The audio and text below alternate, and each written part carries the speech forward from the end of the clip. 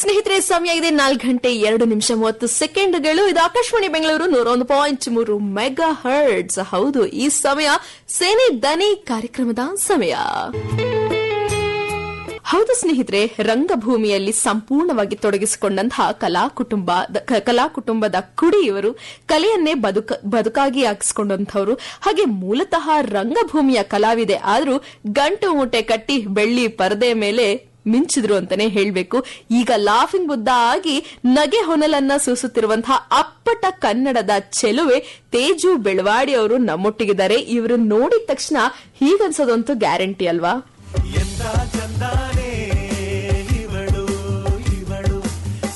ಹೌದು, ಎಂಥ ಚಂದಾನೆ ಇವಳು ಅಂತ ಅನ್ಸತ್ತೆ. ಯಾಕಂದ್ರೆ ಅಷ್ಟು ಸರಳವಾದ ವ್ಯಕ್ತಿತ್ವ. Madam, welcome to the show.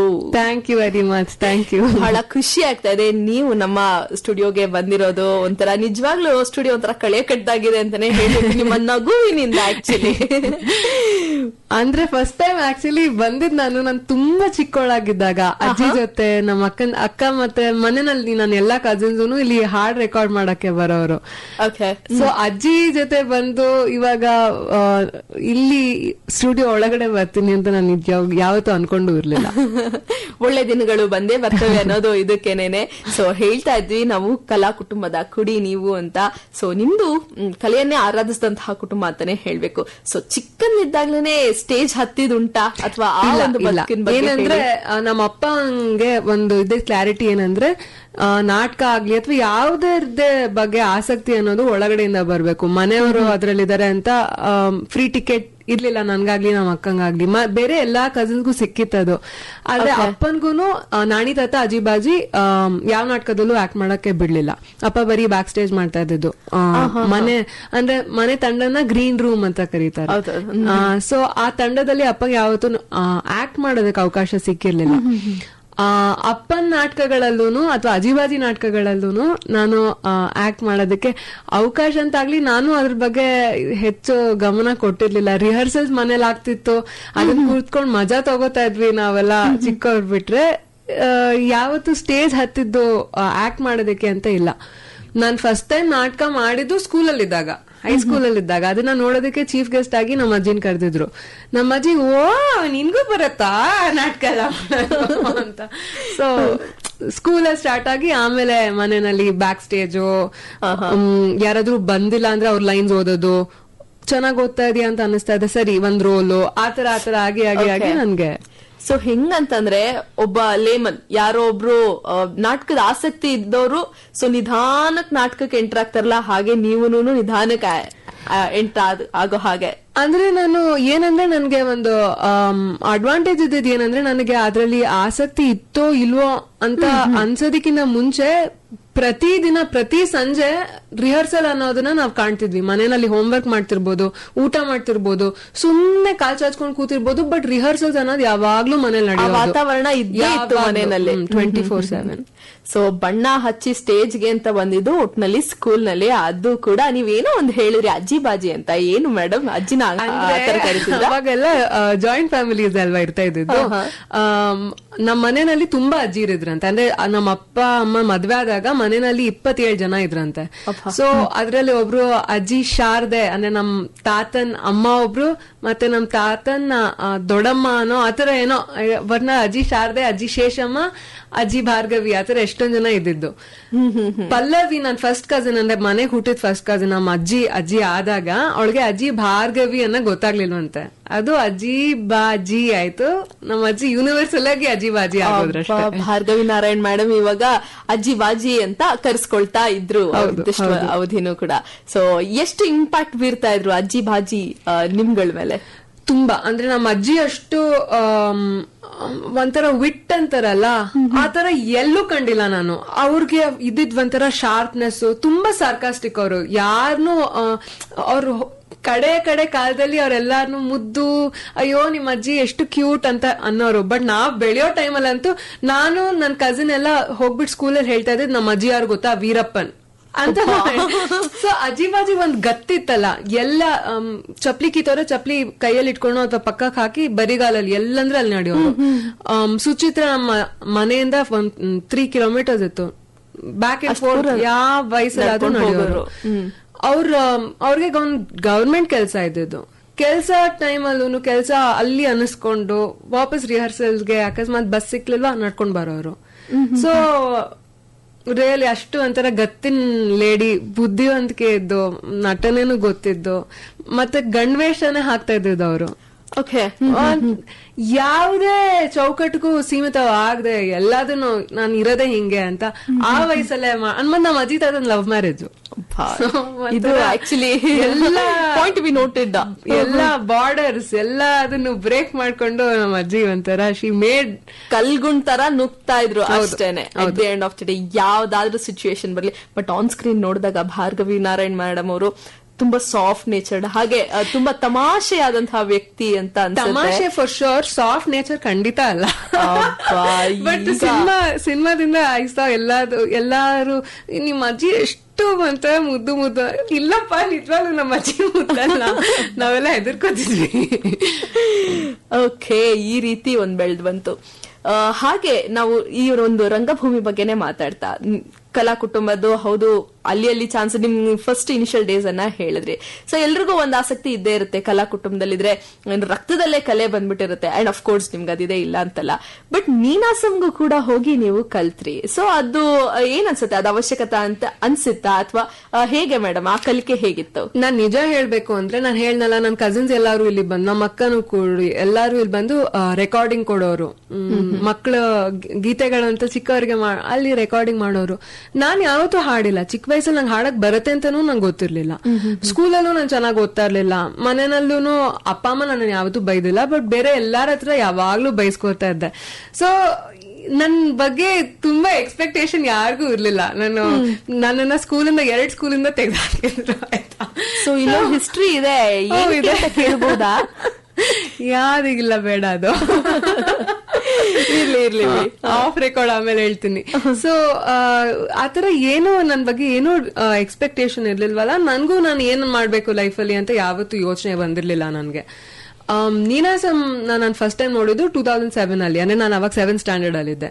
ಅಲ್ಲಿ ಅಪ್ಪ ಒಂದ್ ಶಿಬಿರ ನಡೆಯುತ್ತೆ, ಅಕ್ಟೋಬರ್ ಅಲ್ಲಿ ಶಿಬಿರ ನಡೆಯುತ್ತೆ, ಸಂಸ್ಕೃತಿ ಶಿಬಿರ ಅಂತ. ಅದನ್ನ ತೋರ್ಸೋದಿಕ್ಕೆ ಅಂತ first time actually family holiday ಆಗಿ ನಾವ್ ಅಲ್ಲಿಗೆ ಹೋಗಿದ್ದು.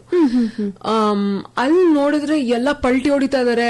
ಲೈಟ್ ಕಂಬ ಇಷ್ಟೆಷ್ಟಿರುತ್ತೆ ಲೈಟ್ ರಿಗ್ ಮಾಡೋದಿಕ್ಕೆ, ನಾಟಕ ಸ್ಟೇಜ್ ಮೇಲೆ ಲೈಟ್ ಕೊಡೋದಿಕ್ಕೆ ಲೈಟ್ ರಿಗ್ಗಿಂಗ್ ಅಂತಾರೆ. ಎತ್ತರದಲ್ಲಿ, ಇಲ್ಲಿ ನಮ್ ರಂಗಶಂಕರ ಆಗ್ಬೋದು ಅಥವಾ ಚೌಡೆ ಆಗ್ಬೋದು, ಆತರ ಎಕ್ವಿಪ್ಮೆಂಟ್ಸ್ ಹಂಗಿರಲ್ಲ. ಏಣಿ ಹತ್ಕೊಂಡು ಯಾವ್ದೋ ಹೈಟ್ ಅಲ್ಲಿ ಇಷ್ಟು ಪುಟ್ ರ್ಯಾಂಪ್ ಗಳ ಮೇಲೆ ನಡೆದು ಲೈಟ್ ರಿಗ್ ಮಾಡ್ಬೇಕು. ಅಲ್ಲಿಂದ ಹಿಂಗೆ ಕೋತಿಗಳ ತರ ನೇತಾಡ್ಕೊಂಡು ಜಂಪ್ ಮಾಡೋರು. ಎಲ್ಲಕ್ ಬಂದಿದ್ದೀನಪ್ಪ ನಾನು, ಒಳ್ಳೆ ಜಿಮ್ನಾಸ್ಟಿಕ್ಸ್ ನಾನು ಮಾಡ್ಬೇಕಿದ್ದು ಅಂತ ನನ್ಗನ್ಸ್ತು. ಸೊ 2007 ಅಲ್ಲಿ ನಾನು ಡಿಸೈಡ್ ಮಾಡಿದೆ, ನಾನು 10th ಸ್ಟ್ಯಾಂಡರ್ಡ್ ಮುಗಿಸಿದ್ಮೇಲೆ ಅಲ್ಲಿಗೆ ಹೋಗ್ತೀನಿ ಅಂತ. 10th ಮುಗಿದ್ಮೇಲೆ ನನ್ ರಾಘು ಅಂತ ಒಬ್ಬ ನೀನಾಸಂ ಪಾಸ್ ಔಟ್ ಇದ್ದ. ನಮ್ಮ ಅಪ್ಪಂಗೆ ಅವಾಗ ಕೆಲಸ ಮಾಡ್ತಿದ್ದ ನಮ್ಮ ಅಪ್ಪನ ಜೊತೆ. ಅವಾಗ ನಂಗೆ ನೋಡಿ ವಿಪರ್ಯಾಸ ಅಂದ್ರೆ, ನಮ್ ಸ್ಕೂಲಲ್ಲಿ ಫೈನ್ ಹಾಕೋರು ಕನ್ನಡ ಮಾತಾಡಿದ್ರೆ. ಸೊ ನನ್ ಕನ್ನಡ ನೆಟ್ಟಗ್ ಬರ್ತಿರ್ಲಿಲ್ಲ, ಕನ್ನಡ ಬರೆಯಕ್ಕೂ ಬರ್ತಿರ್ಲಿಲ್ಲ, ಮಾತಾಡೋದಂತೂ ಬಿಟ್ಬಿಡಿ, ಏನಂದ್ರೆ ಏನು ಗೊತ್ತಾಗ್ತಿರ್ಲಿಲ್ಲ. ಅವಮಾನದ ವಿಷಯ, ಬಟ್ ಹಂಗಿದ್ದಿತ್ಲ ಅದು. ಅವನು ಹೇಳ್ದ ಅಲ್ಲಿ ಸೇರ್ಕೋಬೇಕು ಅಂದ್ರೆ ಕನ್ನಡ ಬರ್ಬೇಕು, ಕನ್ನಡ ಅದೆಲ್ಲ ಎಲ್ಲ ಆಗೋದು ಅಂತ. ನನಗೆ ಆಲ್ರೆಡಿ ಫುಲ್ ಆಂಗ್ಸೈಟಿ, ಅಳು, ನನ್ ಕನ್ನಡ ಬರಲ್ಲ, ಏನ್ ಮಾಡ್ಲಿ ಅಂತ ನಾನು ಹಚ್ಕೊಂಡ್ ಕೂತಿದ್ದೀನಿ. ಅವನು ಸರಿಯಾಗಿ ಬೈದ, ನಮ್ಮ ಅಪ್ಪನೂ ಸರಿಯಾಗಿ ಬೈದ್ರು. ಸರಿ, ಅದೇ ಟೈಮ್ಗೆ ನನ್ನ ಸ್ಕೂಲಿನ ತೆಗೆದು ಹಾಕಿದ್ರು. ಮಹಿಳಾ ಸೇವಾ ಸಮಾಜ ಅಂತ ನಾನು ಹೈಸ್ಕೂಲ್ಗೆ ಸೇರ್ಕೊಂಡೆ. ಅಲ್ಲಿ ಕನ್ನಡ ಕಂಪಲ್ಸರಿ ಇತ್ತು. ಅಲ್ಲಿ ಸ್ವಲ್ಪ ಕಲ್ತಿದ್ದು. ಆಮೇಲೆ 10th ಆದ್ಮೇಲೆ ನನ್ಗೂ ಆ ಯೋಚನೆ ಹೊರಟೋಯ್ತು. ನಮ್ಮ ಅಪ್ಪನೂ ಏನ್ ಕೇಳಿಲ್ಲ. PUC ಮುಗಿಸ್ಕೊಂಡ ತಕ್ಷಣ ಅವತ್ ರಾತ್ರಿ ನಾನು ಅಮ್ಮಂಗೆ ಹೇಳಿದೀನಿ, ಅಮ್ಮ ನಾನು ನೀನಾಸಂಗ್ ಹೋಗ್ಬೇಕು ಅನ್ಸ್ತಾ ಇದೆ ಅಂತ. ಅಪ್ಪನ ಜೊತೆ ಮಾತಾಡ್ತೀನಿ ಅಂತ ಅಮ್ಮ. ಅದೇ ರಾತ್ರಿ ನಮ್ಮ ಅಪ್ಪ ಲೇಟ್ ಆಗಿ ನಮ್ಮ ಮಲ್ಗದ ಮೇಲ್ ಬಂದು ಅವಳ ನೀನಾಸಂಗ ಕಳ್ಸೋಣ ಅಂತ ಅದೇ ರಾತ್ರಿ ಅಪ್ಪ ಹೇಳಿದೆ. ಟೋಟಲ್ ಕೋಇನ್ಸಿಡೆನ್ಸ್, ನಿಜವಾಗ್ಲೂ. ನಾನ್ ನಮ್ಮ ಅಪ್ಪನ ಜೊತೆ ಡೈರೆಕ್ಟ್ ಆಗಿ ಮಾತಾಡೋ ಧೈರ್ಯನೂ ಯಾವತ್ತೂ ಇರ್ಲಿಲ್ಲ. ಅಂದ್ರೆ ಡಿಸಿಷನ್ಸ್ ಬಗ್ಗೆ ರೇಗಿಸ್ಕೊಂಡೆಲ್ಲ ಇರೋದು, ಬಟ್ ಸೀರಿಯಸ್ ಡಿಸಿಷನ್ಸ್ ಬಗ್ಗೆ ಮಾತಾಡೋ ಧೈರ್ಯ ನನಗಿರ್ಲಿಲ್ಲ. ಸೊ ಆವಾಗ ನೀನಾಸಂ ಕಳ್ಸಿದ್ದು ರಿಯಲಿ ನನ್ ಆಕ್ಟಿಂಗ್ ಕಲೀಲಿ ಅಂತಲ್ಲ, ಒಂಥರ ಲೈಫ್ ಸ್ಕಿಲ್ ಅನ್ನೋದು ಇರೋದ್ ಹೆಂಗೆ ಅಂದ್ರೆ ಕಾನ್ಫಿಡೆಂಟ್ ಆಗಿ ಇರೋದ್ ಹೆಂಗೆ ಅಂತ ಗೊತ್ತು ಮಾಡ್ಕೋ ಅಂತ ಕಳ್ಸಿದಲ್ಲಿ. ಟೋಟಲಿ ಒಂದ್ ಕಂಫರ್ಟ್ ಝೋನ್ ಇಂದ ಆಚೆ ಬಂದು ನಿಮ್ಮನ್ನ ನೀವು ಎಕ್ಸ್ಪ್ಲೋರ್ ಮಾಡ್ಕೊಂಡ್ರಿ ಅದೊಂದ್ರಲ್ಲಿ. ಬರೀ ನಾಟಕ ಒಂದೇ ಅಲ್ಲ, over all skill development. Correct. ಅಲ್ಲಿ ಹೇಳಿ, ಏನೋ ಹೇಳಲಿಕ್ಕೆ ಬಂದ್ರಿ. ಅಂದ್ರೆ 16-17 ಮತ್ತೆ ಒಂಥರ ಬೆಂಗಳೂರಲ್ಲಿ ಇದ್ದು ಬರೀ ಲಕ್ಸುರಿಯನ್ನೇ. ನಾನು ಕಾರಲ್ಲಿ ಓಡಾಡ್ತಿದ್ವಿ ಅಂತೆಲ್ಲ, ನಾವು ಬಸ್ಸಲ್ಲೇ ಓಡಾಡಿರೋದು. ನಮ್ಮಮ್ಮ ನಮ್ಮನ್ನ ಬರೀ ಬಸ್ಸಲ್ಲೇ ಓಡಾಡ್ಸಿರೋದು. ಮತ್ ಒಂದ್ 17 ಸತಿ ಮನೆ ಶಿಫ್ಟ್ ಮಾಡಿದೀವಿ. ಆತರ ಲಕ್ಸುರಿ ಅಂದ್ರೆ ಬೆಂಗಳೂರು ಲಕ್ಸುರಿ ಇರತ್ತಲ್ಲ, ಸೌದೆ ಊರಿಗೆ ನಾವ್ ಕಂಡಿರಲ್ಲ. ಎಲ್ಲ ಗೀಸರ್ ಇರತ್ತೆ, ಲೈಟ್ ಇರತ್ತೆ, ಊಟ ಯಾವ ಹೊತ್ತಿಗೆ ಬೇಕೋ ಸಿಗತ್ತೆ. ಅದೆಲ್ಲ ಬಿಟ್ಟು ಹೋಗಿದ್ದು ಒಂಥರ ಬೇರೆನೆ ಎಕ್ಸ್ಪೀರಿಯನ್ಸ್ ಇತ್ತು. ವಾವ್. ಸೊ ಅದ್ರದೇ ಒಂದು ಎಪಿಸೋಡ್ ಆಗತ್ತೆ ಅಂತ ಅನ್ಸುತ್ತೆ ನೀವು ಮಾತಾಡ್ತಾ ಹೋದ್ರೆ ನೀನಾಸಂದೇನೆ. ಬಟ್ ಏನೇ ಆಗ್ಲಿ, ಸೊ ಇದ್ರಿಂದ ಏನ್ ಗೊತ್ತಾಗತ್ತೆ ಅಂತಂದ್ರೆ, ಎಲ್ಲೋ ಒಂದ್ ಕಂಫರ್ಟ್ ಝೋನ್ ಅಲ್ಲಿ ನಾವ್ ಇದ್ಬಿಟ್ಟಿರ್ತೀವಿ, ಎಲ್ಲೋ ಒಂದ್ ರೊಟೀನಲ್ಲಿ ನಾವು ಸ್ಟಿಕ್ ಆನ್ ಆಗಿರ್ತೀವಿ. ಬಟ್ ಅದರಿಂದ ಆಚೆ ಬಂದು ನಮ್ಮನ್ನ ನಾವು ಇನ್ನೂ ಹೆಚ್ಚಾಗಿ ಕಲಿಸ್ತಾ ಹೋಗ್ತಿದ್ರೆ, ಇನ್ನೂ ಹೆಚ್ಚಾಗಿ ಬೆಂಡ್ ಮಾಡ್ತಾ ಹೋಗ್ತಿದ್ರೆ, ಒಳ್ಳೆ ದಾರಿಗಳು, ಒಳ್ಳೆ ಆಯಾಮಗಳು ಸಿಗುತ್ತೆ ಅನ್ನೋದಕ್ಕೆ ನೀವು ತಕ್ಕ ನಿದರ್ಶನ ಅಂತಾನೆ ಅನ್ಸುತ್ತೆ. ಸೊ ಇನ್ನು ಮಾತುಕತೆ ಮುಂದುವರಿಯುತ್ತೆ ಸ್ನೇಹಿತರೆ. ಸೊ ಇಷ್ಟೆಲ್ಲ ಎಲ್ಲಾರ ಕೈಲೂ ಬಯಸ್ಕೊಳ್ತಾ ಇದೆ ಅಂತ ಹೇಳಿದಂತಹ ತೇಜು ಅವರು ಮಿನುಗುವಂತ ನಕ್ಷತ್ರ ಆದ್ರು. ಹೌದು, ಅಲ್ಲಿಂದ ಡೈರೆಕ್ಟ್ ಆಗಿ ಗಂಟು ಮೂಟೆ ಕಟ್ಕೊಂಡು ಬೆಳ್ಳಿ ತೆರೆಗೆ ಪಾದಾರ್ಪಣೆ ಮಾಡಿದ್ರು. ಸೊ ಆ ಕಥೆ ಏನು, ಎಲ್ಲದ್ರ ಬಗ್ಗೆ ಮಾತಾಡೋಣ ಇವತ್ತಿನ ಸಿನಿದನಿಯಲ್ಲಿ. ಆಕ್ಚುಲಿ ಸಿನಿದನಿಯಲ್ಲಿ ಇಬ್ರು ತೇಜುಗಳಿದ್ದೀವಿ ಇವಾಗ. ಇದು ಒಂದ್ ರೀತಿ ಖುಷಿಯಾದ ಸಂಗತಿ ಅಂತಾನೆ ಹೇಳ್ಬೇಕು.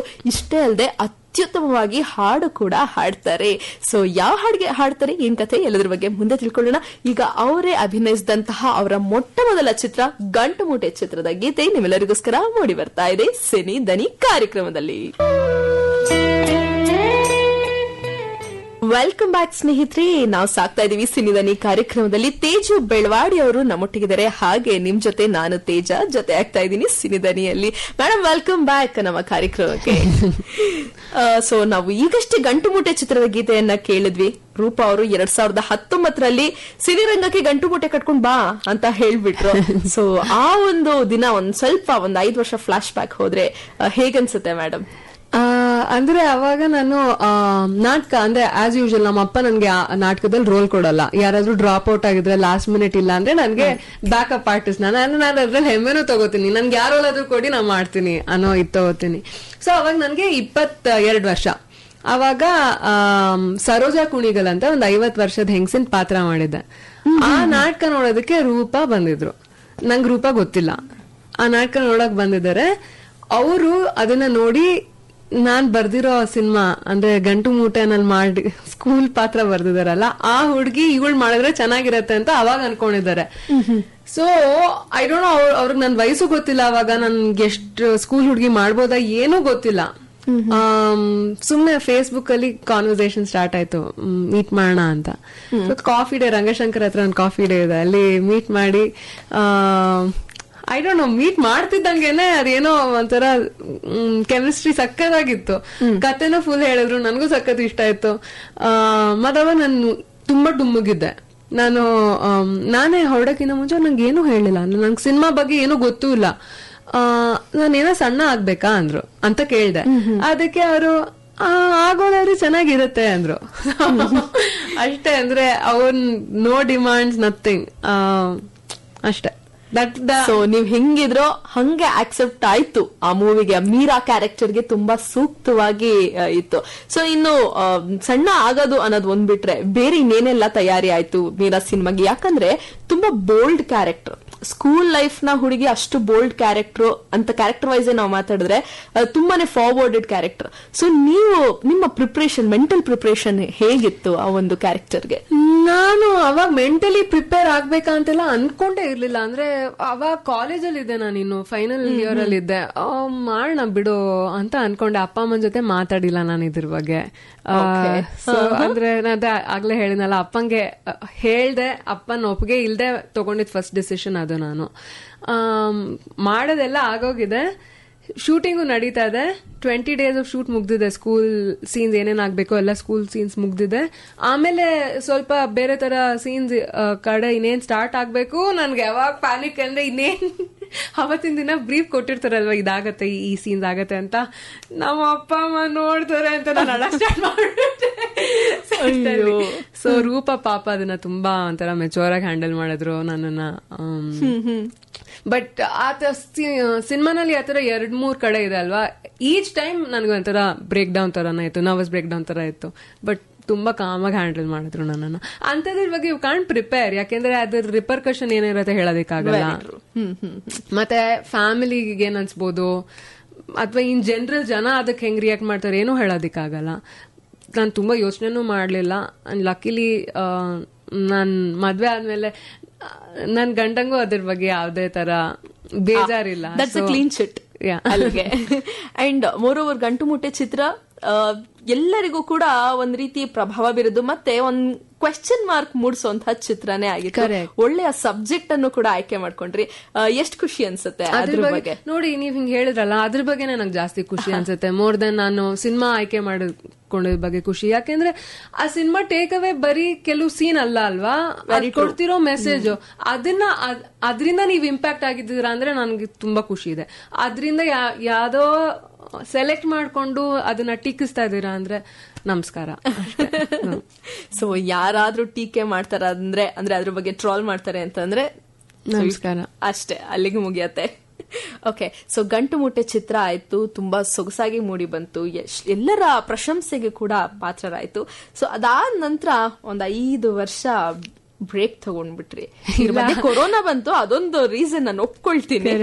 ಸೊ ಇದನ್ನ ಹೊರತುಪಡಿಸಿ ಆ 5 ವರ್ಷದಲ್ಲಿ ತೇಜು ಅವರು ಏನಾಗಿದ್ರು? ಸೊ ಏನಾಯ್ತು ಅಂದ್ರೆ ಅದ್ ರಿಲೀಸ್ ಆಗ್ತಿದ್ದಂಗೆನೆ ಆಫರ್ಸ್ ಬರ್ತಾ ಇತ್ತು. ಬಟ್ ಬರ್ತಾ ಇದ್ ಲಿಟ್ರಲಿ ಬಂದಿದ್ದು ಮೂರ್ ಸ್ಕ್ರಿಪ್ಟ್ ಏನೋ ರೀಡಿಂಗ್ ಆಯ್ತು. ಮೂರಲ್ಲೂ ಸೀನ್ಸ್ ಸಖತ್ ಫಾರ್ವರ್ಡ್ ಆಗಿದೆ. ಯಾಕೆ ಅಂತ ಮೀನಿಂಗ್ ಇಲ್ದೆ ಕೆಲವು ಸೀನ್ಸ್ ನ ತುರ್ಕಿದ್ದಾರೆ. ನನ್ಗೆ ಅರ್ಥ ಆಗ್ತಿಲ್ಲ ಇದನ್ ಯಾಕೆ ನಿಮ್ಗೆ ಅನ್ಸುತ್ತೆ. ನಾನೆಲ್ಲ ಯಾರೇ ಆಗ್ಲಿ ಇದನ್ನ ಹೆಂಗ್ ಮಾಡ್ಬೋದು ಅಂತ ಅನ್ಸುತ್ತೆ. ಆತರ ಪ್ರಶ್ನೆಗಳಿತ್ತು ನನ್ಗೆ. ಸೊ ಜನರಿಗೆ ಅರ್ಥ ಆಗ್ತಿರ್ಲಿಲ್ವೋ ನಾನು ಗಂಟು ಮೂಟೆ ಮಾಡಿದ ಕಾರಣ, ಅವ್ರು ಏನ್ ಅನ್ಕೊಂಡು ನನ್ನನ್ನ ಅಪ್ರೋಚ್ ಮಾಡ್ತಿದ್ರೋ ನಂಗೆ ಗೊತ್ತಿಲ್ಲ. ಬಟ್ ನನಗೆ ಯಾವ್ದು ಸ್ಕ್ರಿಪ್ಟ್ ಹಿಡಿಸ್ತಾ ಇರ್ಲಿಲ್ಲ. ತುಂಬಾ ಹಿಡಿಸ್ತು ಒಂದ್ ಸ್ಕ್ರಿಪ್ಟ್, ಆದ್ರೆ ಅಷ್ಟರಲ್ಲಿ ಕೋವಿಡ್ ಆಯ್ತು. ಇನ್ನೇನು ಕೋವಿಡ್ ಎಲ್ಲ ಮುಗೀತು, ಅದನ್ನ ಇನ್ನೇನ್ ರೆಸ್ಯೂಮ್ ಮಾಡ್ಬೇಕು, ಅವಾಗ ನಾನು ಆಗ್ತಾನೆ ಡೆಲಿವರ್ ಮಾಡಿದ್ದೆ ನನ್ನ ಮಗುನ. ಸೊ ಪಟ್ಟಂತ 15 ದಿನದ ಮಗುನ್ ಬಿಟ್ಟು ಶೂಟಿಂಗ್ ಹೋಗೋ ತರ ಇರ್ಲಿಲ್ಲ. ಸೊ ಆತರ ಒಂದೆರಡು ಸ್ಕ್ರಿಪ್ಟ್ 1-2 ಸಿನಿಮಾ ಹೋಯ್ತು. ಸ್ವಲ್ಪ ಅಂದ್ರೆ ಒಂದ್ ದಿನದಷ್ಟು ಬೇಜಾರಿತ್ತು. ಬಟ್ ಈ ಪಾಯಿಂಟ್ ಅಲ್ಲಿ ನನ್ಗಿದ್ ಮುಖ್ಯ ಆಗಿತ್ತು. ಮತ್ತೆ ಅದಾದ್ಮೇಲೆ ಲಾಫಿಂಗ್ ಬುದ್ಧ ಬಂತು, ಮರ್ಯಾದೆ ಪ್ರಶ್ನೆ ಆಗ್ತಾ ಇದೆ. ಲೈಫ್ ಮೂವ್ಸ್ ಆನ್ ಅಷ್ಟೇ. ಈಗ there's a silver lining in the cloud ಅನ್ನೋ ಹಾಗೆ. ಹೌದು.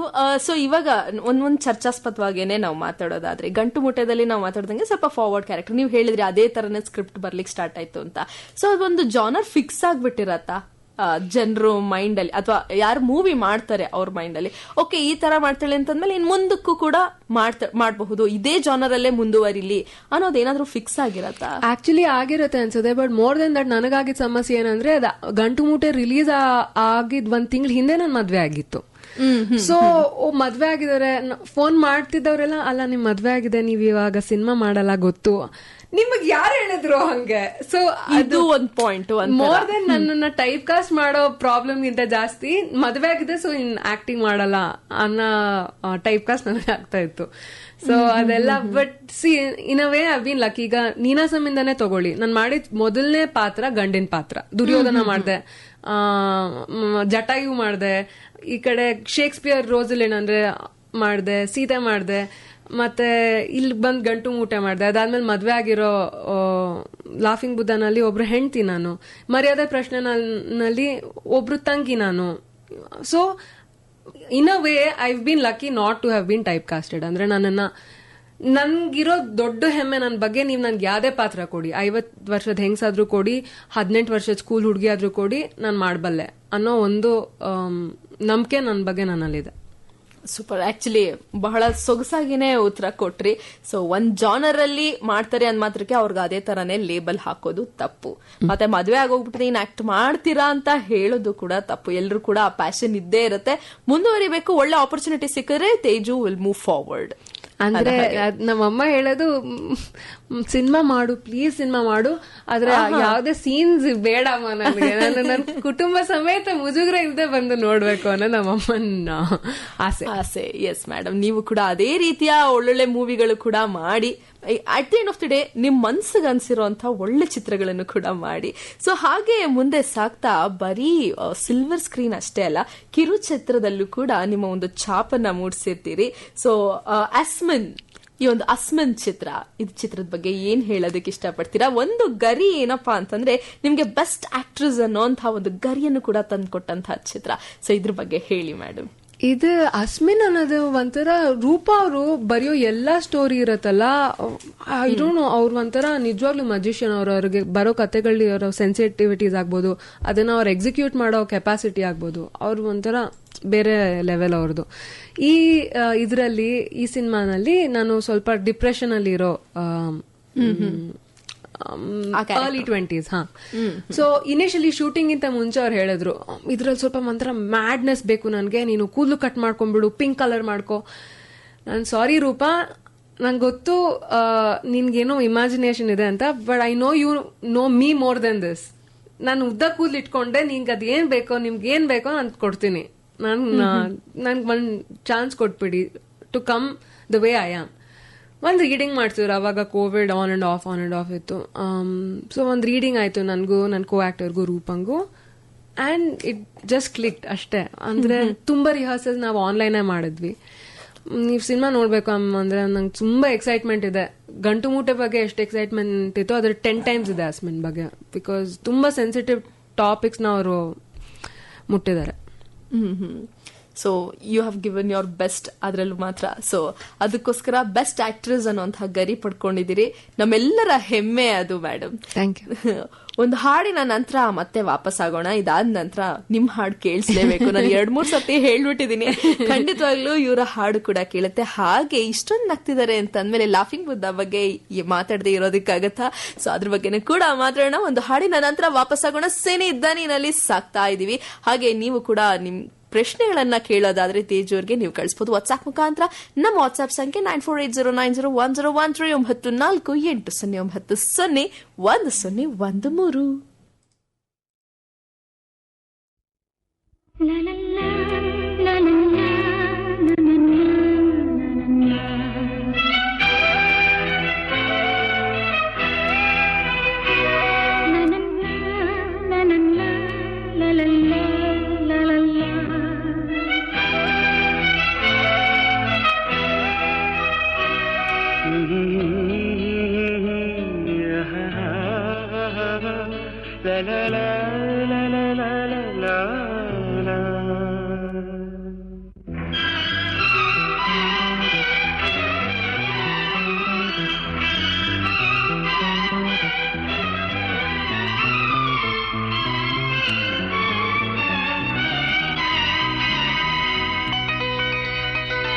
ನಗುವ ನಯನ ಮಧುರ ಮೌನ ಮಿಡಿವ ಹೃದಯ ಹಿರಿಮಾತೇಕೆ ಹೊಸ ಭಾಷೆಯಿದು ರಸಕಾವ್ಯವಿದು ಇದ ಹಾಡಲು ಕವಿ ಬೇಕೆ ನಗುವ ನಯನ ಮಧುರ ಮೌನ ಮಿಡಿವ ಹೃದಯ ಹಿರಿಮಾತೇಕೆ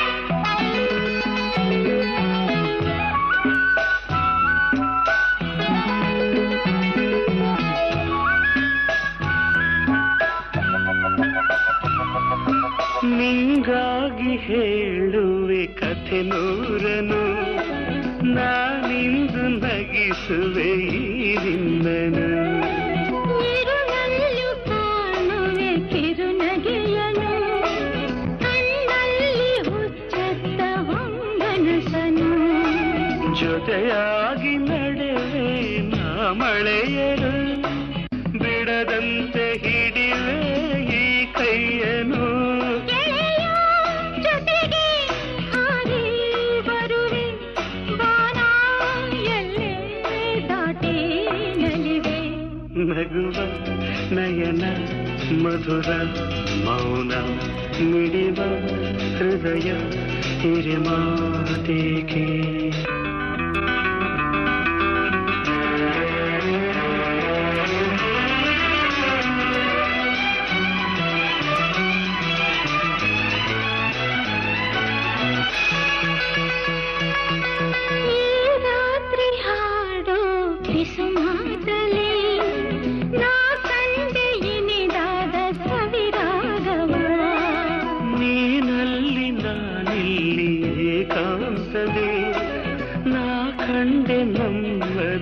ಹೊಸ ಲೋಕವ.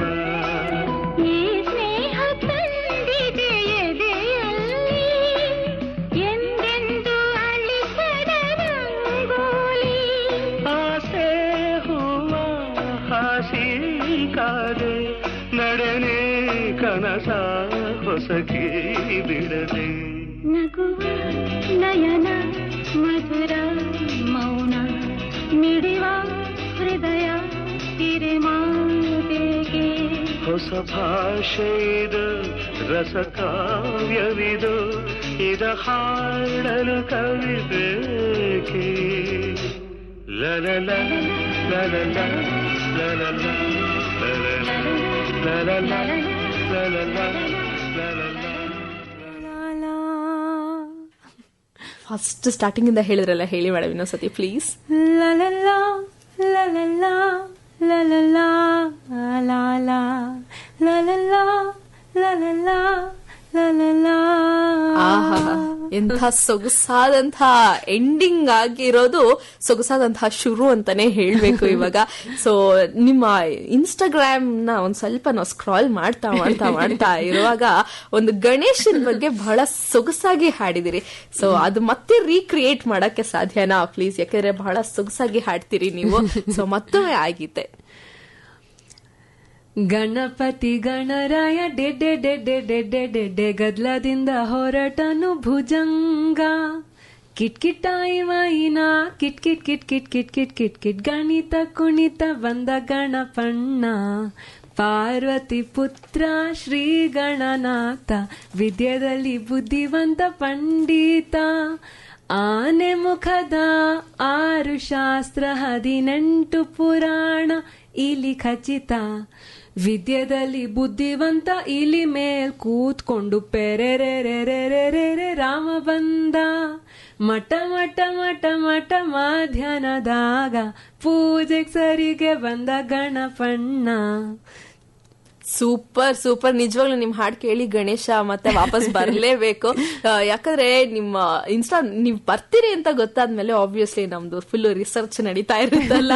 ಸೊ ಇನ್ಸ್ಟಾದಲ್ಲಿ ಆಲ್ಮೋಸ್ಟ್ ಸಖತ್ತು ಪ್ರತಿಕ್ರಿಯೆ ಬಂದಿದೆ, ಮತ್ತೆ ಪದೇ ಪದೇ ಕೇಳ್ಬೇಕು ಅನ್ಸೋಂತಹ ಪೋಸ್ಟ್ ಇದಾಗಿತ್ತು. Thank you so much. ಹಾಗೆ ನಿಮ್ ಕಂಠ ಮಾತ್ರ ಸೂಪರ್ ಆಗಿದೆ. ಯಾಕೆ ನೀವು ಸಿಂಗರ್ ಆಗ್ಲಿಲ್ಲ, ಅಥವಾ ಯಾವ್ದಾದ್ರು ಹಾಡಿದೀರಾ ಬೆಳ್ಕಗ್ ಬಂದಿಲ್ವಾ? ಏನ್ ಕಥೆ, ನಿಮ್ಮ ಸಿಂಗಿಂಗ್ ಜರ್ನಿ ಏನಾದ್ರು ಇದೆಯಾ? ಇಲ್ಲ, ನಾನು ಅಂದ್ರೆ ಹಾಡಕ್ ಬರುತ್ತೆ ಅಂತ ನನಗೆ ಗೊತ್ತಾಗಿದೆ ನೀನಾಸಂಗ್ ಹೋದ್ಮೇಲೆ. ಅಲ್ಲೂ ಒಂದ್ ಎಲ್ಲರೂ ಹಾಡ್ತಾ ಇದ್ರು ಅಲ್ವಾ, ನನಗೆ ನಾನು ಚೆನ್ನಾಗಿ ಹಾಡ್ತೀನಿ ಅಂತ ಅನ್ಸಿದ್ದು. ನಮ್ ಗ್ರೂಪ್ ಕ್ಲಾಸ್ ಅಲ್ಲಿ ಎಲ್ಲರ ಅಭ್ಯಾಸ ಆದ್ಮೇಲೆ ಇಬ್ರು ಬಂದು ಫೋನ್ ತಂದ್ಬಿಟ್ಟು ಈ ಹಾಡ್ ಮತ್ತೆ ಹಾಡ್ತೀಯ, ರೆಕಾರ್ಡ್ ಮಾಡ್ಕೋತೀವಿ ಅಂದ್ರು. ಓ ಮೈ ಗಾಡ್, ನನ್ನ ವಾಯ್ಸ್ ರೆಕಾರ್ಡ್ ಮಾಡ್ಕೋತೀರಾ ಅಂತ. ಅಲ್ಲಿವರೆಗೂ ಈಗ ನೋಡಿ, ನಮ್ಮ ಅಕ್ಕ ಸಿಂಗರು, ನನ್ನ ಕಸಿನ್ ಸಿಂಗರು, ಹೋಗಿ ಕಾನ್ಸರ್ಟ್ಸ್ ಕೊಡ್ತಾರೆ. ನಮ್ಮ ಅಮ್ಮ ಟ್ರೈನ್ಡ್ ಸಿಂಗರ್, ನಮ್ಮ ಅಪ್ಪ ಟ್ರೈನ್ಡ್. ಸೊ ಒಂಥರ ನಾನ್ ಟ್ರೈನ್ಡ್ ಅಲ್ಲ, ನನ್ ಕ್ಲಾಸಸ್ ಹೋಗಿರೋದೇ ಬರೀ ಅಮ್ಮನ ಜೊತೆ ಕಂಪನಿ ಕೊಡೋದಕ್ಕೆ ಆತರ. ಸೊ ಹಾಡಕ್ ಬರತ್ತೆ ನನ್ಗೆ ಗೊತ್ತಿರ್ಲಿಲ್ಲ. ಆಮೇಲೆ ಅಂದ್ರೆ ನಾಟಕಗಳಿಂದ ಗೊತ್ತಾಗಿದ್ದಷ್ಟೇ. ಅಂತೂ ಇಂತೂ ಇದೊಂದು ಟ್ಯಾಲೆಂಟ್ ಮಾತ್ರ ಸೂಪರ್ ಆಗಿದೆ. ಪ್ಲೀಸ್ ನಮ್ಮೆಲ್ಲರ ಕೋರಿಕೆ, ಇನ್ನು ಮುಂದೆ ಆದ್ರೂ ಒಂದೆರಡು ಹಾಡುಗಳ ಹಾಡಿ ಮೇಡಮ್. ಈ ಲಾಫಿಂಗ್ ಬುದ್ಧ ನನ್ನನ್ನ ಅವ್ರ ಸೆಲೆಕ್ಟ್ ಮಾಡಿದ, ಅಥವಾ ನಾನು ಅವ್ರಿಗೆ ಕಾಣಿಸಿದ್ದೆ ಹಾಡಿಂದ. ಇನ್ಸ್ಟಾಗ್ರಾಮ್ ಅಲ್ಲಿ ಅಗಲಿ ಇರಲಾರೇನೋ ಅಂತ ನಾನು ನನ್ ಗಂಡ ಅಂದ ಹಾಡ್ ರೆಕಾರ್ಡ್ ಮಾಡಿದ್ವಿ. ಸೊ ಭರತ್ ಅವರು ಅಂದ್ರೆ ನಮ್ ಸಿನಿಮಾ ಡೈರೆಕ್ಟರು, ಗೋವರ್ಧನ್ ಅನ್ನೋ ಪಾತ್ರ, ಪ್ರಮೋದ್ ಶೆಟ್ಟಿ ಮಾಡಿರೋ ಪಾತ್ರನ ಅವ್ರ ಹೆಂಡತಿ ಅಷ್ಟೇ ಪ್ರೀತಿಯಿಂದ ಅವ್ರನ್ನ ಕಾಣ್ಬೇಕು ಅಂತ ಇಮ್ಯಾಜಿನ್ ಮಾಡ್ಕೊಂಡಿದ್ರು. ಸೊ ಈ ಹಾಡಿಂದ ನನ್ಗೆ ಸಿನಿಮಾ ಸಿಕ್ಕಿದ್ದು. ಎಷ್ಟು ಒಂದೇ ಒಂದ್ ಎಳೆ ಹೇಳ್ಬಿಟ್ರಲ್ಲ, ಮುಂದಕ್ಕೆ ಹೇಳಿ ಹೇಗ್ ನಡೀತು ಲಾಫಿಂಗ್ ಬುದ್ಧ? ಹೌದು, ಆ ಪ್ರೊಫೈಲ್ ಇಂದ ನೋಡಿ ನೀವು ಸೆಲೆಕ್ಟ್ ಆದ್ರಿ.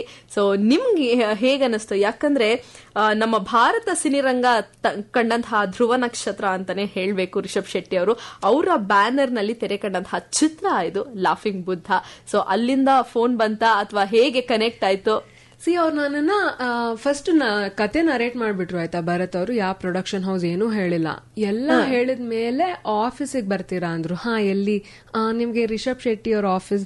ನಾನು ಅಲ್ಲೇ ರಿಷಬ್ ಶೆಟ್ಟಿ ಅನ್ಸಿದಂಗೆ ಫುಲ್ ತಲೆ ಮೇಲೆ ಕೆಳಗೆ ಜಂಪಿಂಗ್ ಜಾಕ್ಸನ್ ತರ ಇದ್ದು ನಾನು.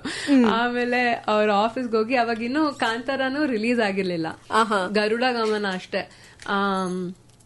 ಸೊ ಅದನ್ನ ನೋಡೇ ನಾನು ದೊಡ್ಡ ಫ್ಯಾನ್ ಆಗಿದ್ದೆ. ಕೂತ್ಕೊಂಡು ನನ್ಗೆ ಏನ್ ಮಾತಾಡ್ಬೇಕು ಏನು ಗೊತ್ತಾಗ್ತಿಲ್ಲ, ಸುಮ್ನೆ ಮುಂದೆ ಕೂತ್ಕೊಂಡು ನಗ್ತಾ ಇದ್ದೀನಿ. ಆಮೇಲೆ ಬಟ್ ಅವ್ರ ವಿಪರೀತ ಮಾಡೆಸ್ಟ್, ಅವ್ರ ಏನ್ ಆತರ ಸೆಲೆಬ್ರಿಟಿ ಫೀಲಿಂಗ್ ಅಲ್ಲಿ ಇರ್ಲಿಲ್ಲ. ಸೊ ಹಂಗೆ ಕ್ಯಾಶುವಲ್ ಆಗಿ ಮಾತಾಡಿಸ್ಕೊಂಡು, ಅವರು ಸಿನಿಮಾದಲ್ಲಿ ಆಕ್ಟ್ ಮಾಡೋರು ಇದ್ರು ಅವಾಗ. ದಿಗಂತ್ ಅವ್ರು ಮಾಡಿರೋ ಪಾತ್ರ ರಿಷಬ್ ಶೆಟ್ಟಿ ಅವ್ರು ಮಾಡ್ಬೇಕಿತ್ತು. ಸೊ ಒಂದು ಲುಕ್ ಟೆಸ್ಟ್ ಇತ್ತು, ಅದ್ರಲ್ಲಿ ಅವ್ರು ಆಕ್ಟ್ ಮಾಡಿದ್ರು. ಅಂದ್ರೆ ನಾನು ಪ್ರಮೋದ್ ಅವರು ಮತ್ತೆ ರಿಷಬ್ ಅವ್ರು ಮಾಡಿದ್ವಿ. ನಂಗ್ ನಿಜವಾಗ್ಲೂ ಇದಾಗ್ತಿದ್ಯಾ ನಂಬಕ್ ಆಗ್ತಿರ್ಲಿಲ್ಲ. ಸೊ ಎಷ್ಟ್ ಸರ್ತಿ ಚಿಟ್ಕೊಂಡ್ರಿ ಕೈನ? ನೀವ್ ಅಲ್ಲಿ ಪ್ರಸ್ತುತವಾಗಿ ಇದೀರಿ ಅಂತ ನಿಮ್ಮನ್ನ ನೀವು ಅನ್ಕೊಳ್ಳೋದಕ್ಕೆ ಎಷ್ಟ್ ಸರ್ತಿ ಕೈ ಚಿಟ್ಕೊಂಡ್ರಿ? ಇಲ್ಲ, ಬಟ್ ಆತರ ನಿಜವಾಗ್ಲೂ ತುಂಬಾ ತುಂಬಾ ಮನೆ ವಾತಾವರಣ ಕ್ರಿಯೇಟ್ ಮಾಡ್ಕೊಟ್ರು ಅವ್ರ ಇಡೀ ತಂಡ. ವಿಪರೀತ ಗ್ರೌಂಡೆಡ್, ಅಂದ್ರೆ ಒಂಥರ ಡೌನ್ ಟು ಅರ್ತ್, ಅಂದ್ರೆ ಅವ್ರ ತಂಡ ಅಂತಾನೆ ಅನ್ಸಿದ್ದು ನನ್ಗೆ. ಎಲ್ಲೂ ನನ್ಗೆ ಯಾವ್ದೋ ಸೆಲೆಬ್ರಿಟೀಸ್ ಜೊತೆ ಇದೀನಿ ಅಥವಾ ದೊಡ್ಡ ಹೆಸರು ಮಾಡಿರೋರು ಅಥವಾ ನಾನ್ ಒಂದೇ ಸಿನಿಮಾ ಮಾಡಿರೋದು, ಇವ್ರು 50 ಸಿನಿಮಾ ಮಾಡಿದ್ದಾರೆ ಪ್ರಮೋದ್ ಅವರು, ನೋ ಪಾಯಿಂಟ್ ನನ್ಗೆ ಆತರ ಫೀಲಿಂಗ್ ಕೊಡ್ಲಿಲ್ಲ ಅವರು. ಸೊ ಮತ್ತೆ ಈ ಶೂಟಿಂಗ್ ಭದ್ರಾವತಿಲಾಗಿದ್ದು. ಅವಾಗ ನನ್ ಮಗು ಇನ್ನೂ ಚಿಕ್ಕದು. ಸೊ ನನ್ ಮಗು, ನಮ್ಮಮ್ಮ ಎಲ್ಲ ಕಟ್ಕೊಂಡು ನಾನು ಶೂಟಿಂಗ್ ಹೋಗಿದ್ದೆ 25 ದಿನ. ಇದು ಎಷ್ಟೊಂದ್ ಜನಕ್ಕೆ ಇನ್ಸ್ಪೈರ್ ಆಗುತ್ತೆ ಅಂತ ಅನ್ಸುತ್ತೆ. ಸೊ ಮಗು 1 ವರ್ಷದ ಒಳಗಿತ್ತು ಅಂತಂದ್ರೆ ಅದೊಂಥರ 2ನೇ ವರ್ಷ ಅವತ್ತಿನ ದಿನ. ಸೊ ಆಲ್ಮೋಸ್ಟ್ 2 years ಒಳಗಿತ್ತು ಅಂತಂದ್ರೆ ಅದು ಇನ್ನೂ ಪುಕ ಪುಕ ಅಂತ ಇರುತ್ತೆ ಜೀವ. ಸೊ ಹೇಗ್ ಮ್ಯಾನೇಜ್ ಮಾಡ್ತಿದ್ರಿ? ನಮ್ಮಮ್ಮ ನನ್ ದೊಡ್ಡ ಸಪೋರ್ಟ್ ಸಿಸ್ಟಮ್. ನಮ್ಮಮ್ಮನೇ ಮ್ಯಾನೇಜ್ ಮಾಡೋರು ಅಂತ ಹೇಳ್ತೀನಿ. ಅಂದ್ರೆ ಸೆಟ್ಗೆ ಬರೋಳು, ಬರತ್ತವ್ರು ಮೈಕ್ ಕೊಟ್ಬಿಡೋರು, ಅವಳಿಗೆ ಮೈಕಲ್ಲಿ ಏನೋ ಮಾತಾಡ್ಕೊಂಡು ಹೆಂಗ್ ಹೋಯ್ತು ಅಂತಾನೆ. ಒಟ್ನಲ್ಲಿ ಈ ಮನೆ ಪಿಕ್ನಿಕ್ ತರ ಇತ್ತು ನಂಗೆ ವಾತಾವರಣ. ಸೊ ಅಲ್ಲಿ ನಾವು ಕೆಲಸ ಮಾಡೋ ಕಡೆ ಒಂದ್ ಕಂಫರ್ಟ್ ಝೋನ್ ಅಂತ ಇದ್ಬಿಟ್ರೆ, ಸೊ ಮನೆ ಕಡೆ ಆಗಿರಬಹುದು ಅಥವಾ ಫ್ಯಾಮಿಲಿ ಕಡೆ ಪರವಾಗಿಲ್ಲ, ಚೆನ್ನಾಗಿರುತ್ತಪ್ಪ ಅಂತ ಆಶಿಸ್ಕೊಂಡು ನಾವು ಮುಂದುವರಿಸಬಹುದು. ಇನ್ನು ಲಾಫಿಂಗ್ ಬುದ್ಧಾದಲ್ಲಿ ಒಬ್ಬ ಮ್ಯಾರಿಡ್ ವುಮನ್, ಸೊ ಆ ಒಂದು ಕ್ಯಾರೆಕ್ಟರ್ ನ ಪ್ಲೇ ಮಾಡಿದ್ರಿ. ಸೊ ಎಷ್ಟು ಖುಷಿ ಅನ್ಸುತ್ತೆ ಆ character. So even you are married and ಮಗು ಕೂಡ ಇತ್ತು. ಸೊ ಎಷ್ಟು ಖುಷಿ ಅನ್ಸುತ್ತೆ ಆ ಒಂದು ಕ್ಯಾರೆಕ್ಟರ್ ನಿಮ್ಗೆ? ನನ್ಗೆ ಏನಂದ್ರೆ ನನ್ಗೆ ಸಿನಿಮಾ ಸ್ಕ್ರಿಪ್ಟ್ ಸಖತ್ ಇಷ್ಟ ಆಯ್ತು, ತುಂಬಾ ಇಷ್ಟ ಆಯ್ತು. ಅಷ್ಟು ಸೆನ್ಸಿಟಿವ್ ಆಗಿ ಪೊಲೀಸ್ ಅವ್ರನ್ನ ತೋರಿಸಿರೋದಾಗ್ಲಿ ಅಥವಾ ಪುರುಷನ್ ದೃಷ್ಟಿಕೋನದಿಂದ ಬಾಡಿ ಶೇಮಿಂಗ್ ಅಥವಾ ಬಾಡಿ ಇಮೇಜ್ ಇಶ್ಯೂಸ್ ಬಗ್ಗೆ ಮಾತಾಡೋದಾಗ ಒಂದ್ ಹಾಡಿದ ಅವರು, ನೀವ್ ಸಿನಿಮಾ ನೋಡಿದ್ರೆ ಗೊತ್ತಾತ, ಅವ್ರ ವೇಟ್ ಲಾಸ್ಗೆ ಅಂತ ಇನ್ನೇನ್ ಎಂಟರ್ ಆಗ್ಬೇಕು ಅವ್ರನ್ನೇ ಅವ್ರು ನೋಡ್ಕೊಳ್ಳೋ ರೀತಿ ಇದೆಯಲ್ಲ, ಪಾಪ ಅಂತ ಅನ್ಸುತ್ತೆ. ಸೊ ಅದನ್ನೆಲ್ಲ ಎಷ್ಟು ಸೆನ್ಸಿಟಿವ್ ಆಗಿ ನರೇಶನಲ್ಲೇ ನನ್ಗೆ ಭರತ್ ಅವರು ಎಕ್ಸ್ಪ್ಲೇನ್ ಮಾಡಿದ್ರು. ನಾನ್ ಏನಾದ್ರೂ ಆಗ್ಲಿ, ನನ್ಗೆ ನನ್ ರೋಲ್ ಬಗ್ಗೆ ಈ ಚಿಕ್ಕ ರೋಲು ಅಂತ ಅನ್ಸಿತ್ತು, ಬಟ್ ನನ್ಗೆ ಸ್ಕ್ರಿಪ್ಟ್ ಆ ರೋಲ್ಗಿಂತ ಜಾಸ್ತಿ ಇಷ್ಟ ಆಗಿತ್ತು. ಸೊ ಅದೊಂದು ಒಂದ್ ವಿಸ್ಮಯ, ಒಂದ್ ನಡೀತು ಅಷ್ಟೇ. ಓಕೆ ಮೇಡಮ್, ಸೊ ಇನ್ನೊಂದು ಹಾಡಿನ ನಂತರ ನಾವು ವಾಪಸ್ ಹೋಗೋಣ, ಹಾಗೆ ಮಾತುಕತೆ ಮುಂದುವರಿಯೋಣ. ಸೊ ಬರೀ ಚಿತ್ರಗಳಷ್ಟೇ ಅಲ್ಲ, ಯೋಗದಲ್ಲೂ ಕೂಡ ಬಹಳಷ್ಟು ಯೋಗವನ್ನ ಪಡ್ಕೊಂಡಿದ್ದಾರೆ ಮೇಡಮ್ ಅವರು. ಸೊ ಅವರನ್ನು ಕೂಡ ಕೇಳೋಣ, ಅವ್ರ ಯೋಗ ಇನ್ಸ್ಟ್ರಕ್ಟರ್ ಕೂಡ. ಸೊ ಈ ಯೋಗ ನಿಮ್ಗೆ ಎಷ್ಟು ಯೋಗ ತಂದಿದೆ ಅಂತ ಮುಂದಕ್ಕೆ ಮಾತಾಡೋಣ, ಒಂದು ಹಾಡಿನ ನಂತರ ವಾಪಸ್ ಆಗೋಣ. ಸೊ ಎಲ್ಲರಿಗೋಸ್ಕರ ಮೂಡಿ ಬರ್ತಾ ಇದೆ ಒಂದೇ ಒಂದು ಆಸೆ ಅನ್ನುವಂತಹ ಗೀತೆ ಮೂಡಿ ಬರ್ತಾ ಇದೆ, ಸೀತಾರಾಮು ಚಿತ್ರದ್ದು.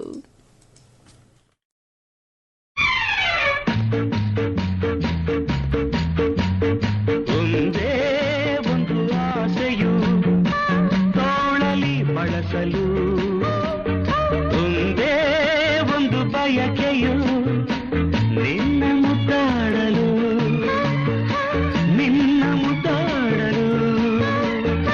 ಒಂದೇ ಒಂದು ಆಸೆಯು ತೋಳಲಿ ಬಳಸಲು, ಒಂದೇ ಒಂದು ಬಯಕೆಯು ನಿನ್ನ ಮುದ್ದಾಡಲು, ನಿನ್ನ ಮುದ್ದಾಡಲು.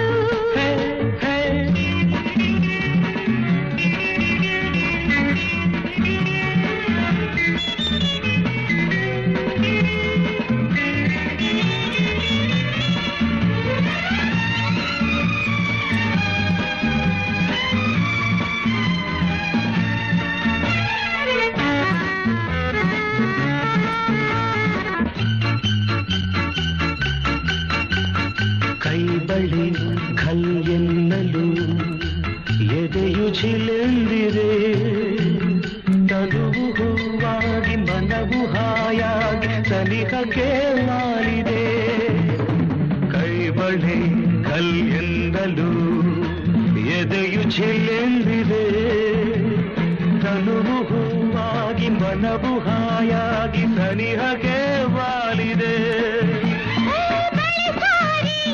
ನೀ ಬರಲು ಈ ಜೀವ ಸೋಲುತ್ತಿದೆ ಬಯಸಾರಿ ನೀ ಬರಲು ಈ ಜೀವ ಸೋಲುತ್ತಿದೆ ಒಂದೇ ಒಂದು ಆಸೆಯು ತೋಳಲಿ ಬಳಸಲು ಒಂದೇ ಒಂದು ಬಯಕೆಯು ನಿನ್ನ ಮುದ್ದಾಡಲು ಹಾ ಹಾ ನಿನ್ನ ಮುದ್ದಾಡಲು ಹೋ